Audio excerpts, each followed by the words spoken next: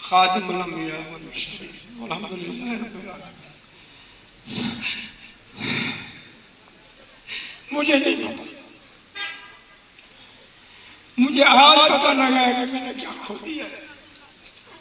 मैं ड्राइवर आदमी, मैं उसको गाली भी दे लेता था, मार भी लेता था, हंसता रहता था।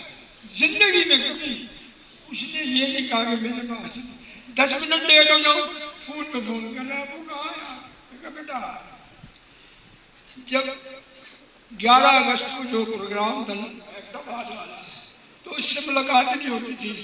फिर यहाँ हमारा तहसील का हुआ तो नहीं होती थी, तो मैं गुस्सा करता था कि यार मुझे 5 मिनट दे दे, अब 2 मिनट में एक फोन कर दूँ, अब मैं एक मैसेज कर दूँ। मैं गुस्सा होकर कमरे में चला जाऊँ, मेरी दाढ़ी पकड़ ले कि अब्बा ये जो काम है मैं आपको साथ ले जाऊंगा। मैंने कहा बेटा मुझे ये मालूम है कि खत्म नबूवत के मामले में जिसका ये पल्लू लग गया अल्लाह उसे माफ करेगा, जन्नत देगा। ऐसा आदमी परसों मैंने उससे कहा कि यार देख तू मुझे टाइम नहीं देता, तो मैं मर गया तो फिर तू रोएगा, तो मेरे के स्वाद है। तो हंसने लगा, कहने लगा नहीं अब मैं नहीं रोऊंगा, आप रोएंगे, मैं पहले रोऊंगा, आप मुझे रोएंगे। जब ये जो मैं इसमें ऐसे जो उलमा अकाबरीन को जानता हूँ जिनके हम लोग कदमों में जाके बैठते हैं और मिन्नतें करके उनको बुलाते हैं अपनी मसाजिद में, महफिलों में। आज वो उसके जनाजे में आए, मेरे पैसे पूरे हो गए, मेरे पैसे पूरे हो गए। आप लोगों का शुक्रिया, आपने मुझे गरीब की इज्जत रखी, आप लोगों को इसका जज़ा।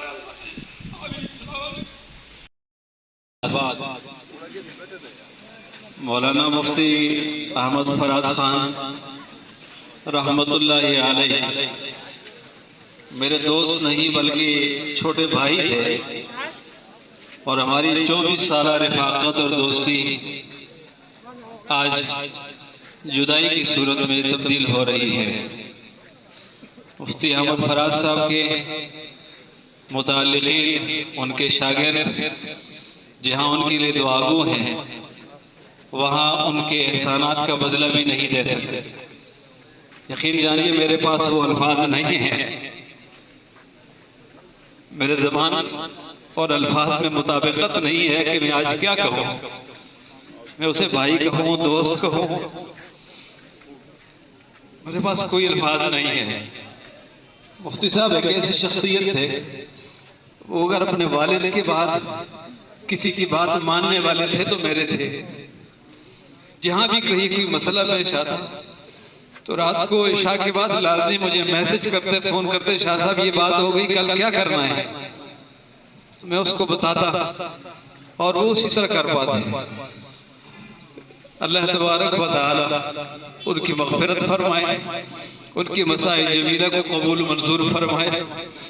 उन्होंने अपने घर में इस बात की वसीयत फरमाई थी कि मेरे पीर हज़रत डॉक्टर अब्दुल सलाम साहब दामत बरकातुहुमुल आलिया अगर मेरे जनाजे में कहीं शरीक हो सके तो मेरा जनाजा वो पढ़ाए, और अगर वो शरीक ना हो सके तो फिर कोई भी जनाजा मेरा पढ़ा सकता है। और उनकी खुशकिस्मती है कि डॉक्टर साहब आज जनाजे में तशरीफ़ ला रहे हैं, इंशाअल्लाह जनाजा भी वही पढ़ाएंगे। आप तमाम हजरात उनके लिए, उनसे अगर कोई गलती हुई, तबीयत के सख्त जरूर थे लेकिन आईने से ज्यादा साफ दिल रखते थे। अगर किसी की कोई दिल आजारी हुई है तो वो उन्हें माफ फरमाए, और अगर किसी के साथ उनका कोई लेन देन है तो मैं ज़ाती तौर पर इंशाअल्लाह उसको पूरा करूंगा। वो मुझसे राब्ता करें।